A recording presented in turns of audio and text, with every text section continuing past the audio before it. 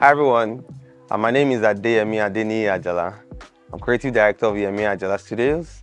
And today I'm with 35mm and I'm going to be speaking on 5 tips for using a canvas backdrop. You need to have a mood board before you embark on any photo shoot. Having a mood board gives you an idea of what you want to do. You have a mental picture of what you want to do. So it's the first thing you need to do, have a mood board, plan out how your shoot is going to be, what you want to create. That helps you to know if maybe you want to use a single backdrop or multiple backdrops. Part of what mood board does for you, it helps you to know beforehand what the color of what your client is going to have or wear. That way, it helps you to know the choice of background that you're going to use. And number 2, you need to also understand colors. People want to understand the fact that you either want the backdrop to be a complementary color of what the client is going to wear, or it's going to be an analogous color or analogous complementary, depending on what you want to achieve. And if you want that to happen, that means you need to know beforehand what your client is going to wear. Oftentimes people just meet their clients and then they now start rumbling about which backdrop am I going to use and all. Number 3, feel free to explore.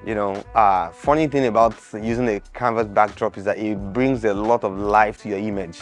Because of the texture in the canvas backdrop, it helps you to give more like a 3-dimensional feel to your pictures. The more texture your backdrop has, the more interesting your picture is going to be. So if you're considering using a canvas backdrop, I think I would advise to use the ones that are well textured. Well textured backdrop makes the picture come alive more and makes it more interesting. It's very important for you to understand how the backdrop you're using was painted. Some backdrops have a lighter shade in the middle and a darker shade at the edges.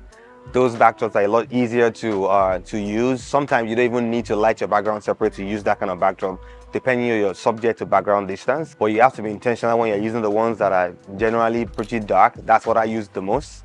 I enjoy using that. So you need to understand that you have to intentionally light the background, because if you don't do, there's a tendency for your subject to blend with the background. And if that's not what you want to achieve, then you have to be intentional about that, because if you don't take note of that, you might end up not necessarily liking your pictures. So that you need to understand and take note of.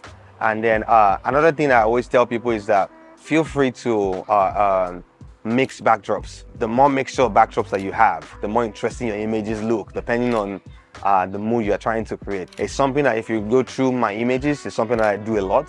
I mix different backdrops together, and that's why I talked earlier that you need to understand colors. You need to understand which is complementary to each other, which is going to be analogous to each other, which is going to be analogous complementary.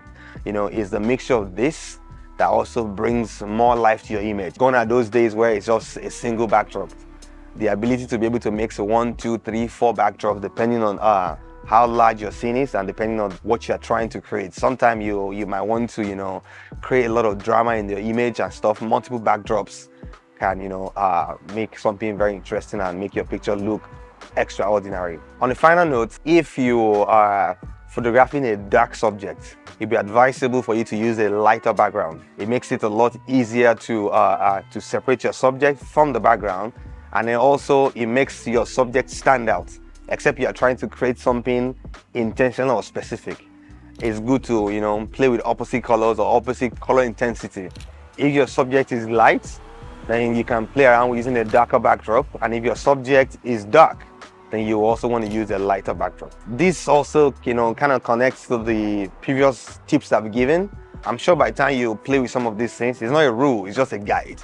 You play with it and stuff, it will help you influence your choice of backdrop, and it also help you understand the fact that using a canvas backdrop can help make your image look very interesting and make it more dynamic. Thank you for having me. I'm Yemi Ajala. Please keep watching 35mm on all social media platforms.